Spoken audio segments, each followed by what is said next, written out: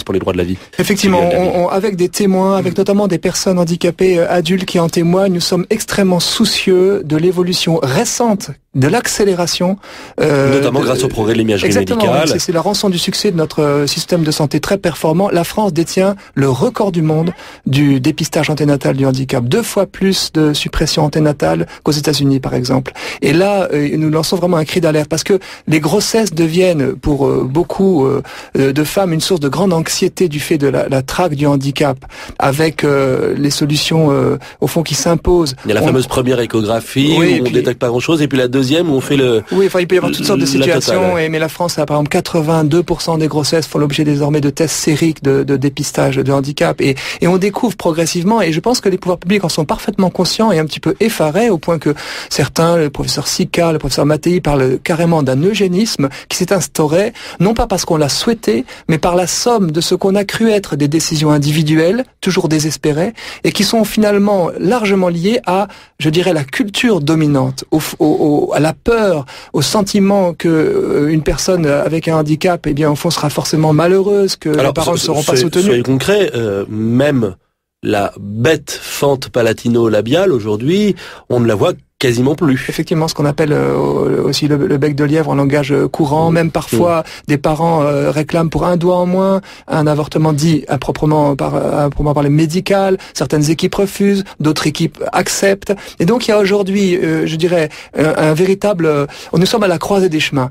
On a parlé de médecine prédictive. À partir du moment où la science va nous permettre très précocement, à partir simplement de quelques cellules fétales qu'on retrouvera dans le sang maternel, et on est pratiquement prêt à le faire, des anomalies ou simplement des risques d'anomalies, c'est-à-dire simplement... Oui, parce qu'on travaille aussi sur les hypothèses. Sur les risques, eh bien, il y a vraiment, de notre point de vue, une forme de dérive sécuritaire qui fait que le petit homme n'est plus accueilli, ou de moins en moins accueilli, s'il est suspecté de risquer de développer telle ou telle maladie. Et au fond, chacun d'entre nous, effectivement, est susceptible, au travers de gènes déficients, nous avons tous, finalement, de ne plus être accueillis. Je crois que les deux questions, finalement, anthropologiques qui sous-tendent le débat de bioéthique, pour le législateur, est-ce qu'en légiférant, je vais concevoir un être fabriqué, qui pourra dire demain, ai-je été fabriqué?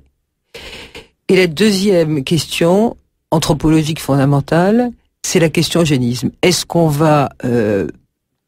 atteint aujourd'hui, est-ce qu'on va vers un eugénisme individuel, voire collectif, positif ou négatif, qui est quelque part indolore? Je crois que ça, c'est une question qui va hanter le législateur. Moi, j'étais très très frappée.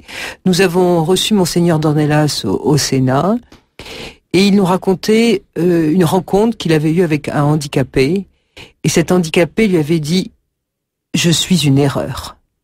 Oui, bien sûr. Ça m'a bouleversé.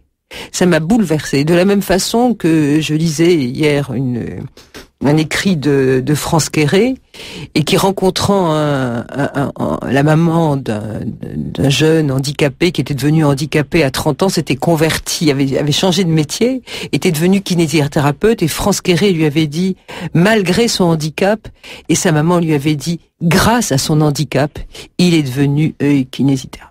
Voilà. Donc je crois que, si vous voulez, il y a ces témoignages à accueillir, à recevoir, d'une souffrance acceptée, d'une souffrance qui n'est pas acceptée, que chacun d'entre nous, confronté à la souffrance, l'accepte difficilement. Mais lorsque nous allons, nous, politiques, être au pied du mur, parce que quelque part nous allons avoir des choix à faire, je pense que les deux questions anthropologiques sont celles que je viens de nommer. Pierre-Olivier Arduin. Oui, l'Église a vraiment énormément réfléchi sur le problème de l'eugénisme, puisque c'est le mot qui convient. Benoît XVI a rappelé il n'y a pas longtemps que finalement, comme dit Tudal Derville, on est à la croisée des chemins. On a deux choix de société, avec soit on accueille celui qui est souffrant, et une société qui ne réussit pas à accepter les plus vulnérables, dit Benoît XVI, et qui n'est pas capable de contribuer par la compassion à justement partager cette souffrance, eh bien est une société inhumaine. Et ça, on touche du doigt que le législateur en a pris vraiment conscience. On a eu un débat avec Jean-Sébastien Vialat, qui est rapporteur de l'Office parlementaire des des choix scientifiques, et c'était justement sur le thème de l'eugénisme. Et lui-même est biologiste de formation, et il a convenu qu'en effet, dans ces domaines-là, la science va plus vite que l'éthique. Et là aussi, Benoît XVI pose un très bon diagnostic. Il dit finalement que les progrès scientifiques ne sont pas contrebalancés par des progrès moraux.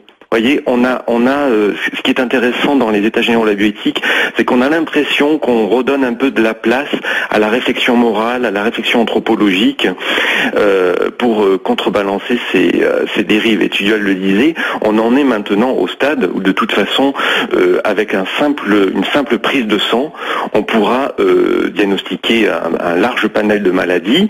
Il y aura même plus besoin de centres pluridisciplinaires, vous savez ce qu'on appelle les CDPDN, qui donnent les autorisations entre guillemets pour subir un avortement médical, mais on sera dans les délais d'une simple IVG de convenance, et les parents pourront librement, s'ils le souhaitent, bénéficier de cette IVG pour éliminer un enfant porteur de telle ou telle maladie. Ou qui n'aurait pas au pire un énorme choix de société, et il faut casser la spirale. Alors il y a des propositions simples, la Fondation Le Jeune par exemple demande à ce qu'il n'y ait plus obligation sur les médecins de prescrire les tests, que éventuellement les parents les demandent, mais qu'il n'y ait plus cette obligation, cette injonction qui pèse sur les gynécologues, une profession qui est en passe de devenir complètement sinistrée, qui se judiciarise avec des procès, etc.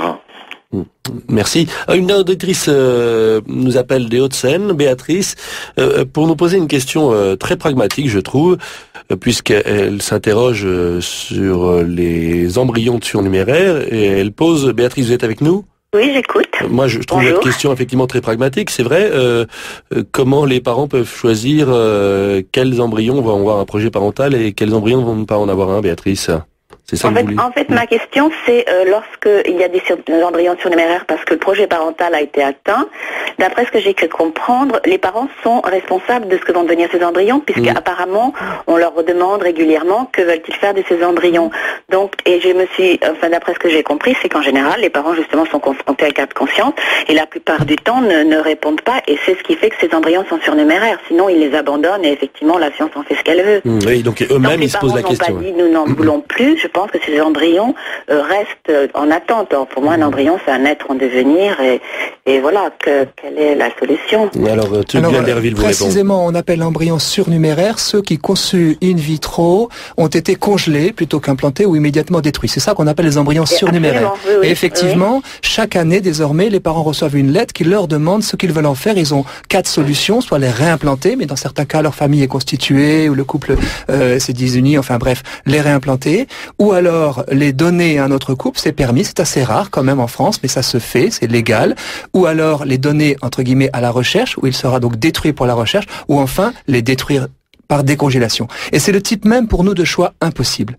Parce que ce que j'ai compris, justement, il y a énormément d'embryons parce que les gens ne répondent pas à cette question. Alors, il y a effectivement... Ça leur crée un cas de conscience. C'est pas ça qui explique le fait qu'il y en ait beaucoup. Le fait qu'il y en ait beaucoup, c'est parce qu'on en conçoit beaucoup. Mais par contre, vous avez raison, il y a une grande proportion des parents qui ne répondent pas à cette question. Et nous qui écoutons des familles en difficulté autour de ce sujet, nous découvrons que, au fond, ils ne s'étaient pas posé véritablement la question au moment de la congélation. Ils étaient dans une quête éperdue de cet enfant désiré, et ensuite ils se posent la question, et ils sont effectivement, ils parlent de leurs enfants et ils disent je ne suis pas prêt à répondre à une pareille question sur mes enfants. Donc c'est un problème auquel ils n'avaient pas pensé aupaurement. Effectivement, défaut d'information en amont. Merci pour ce témoignage, en tout cas, pour cette question très pragmatique, Béatrice. Merci de nous écouter.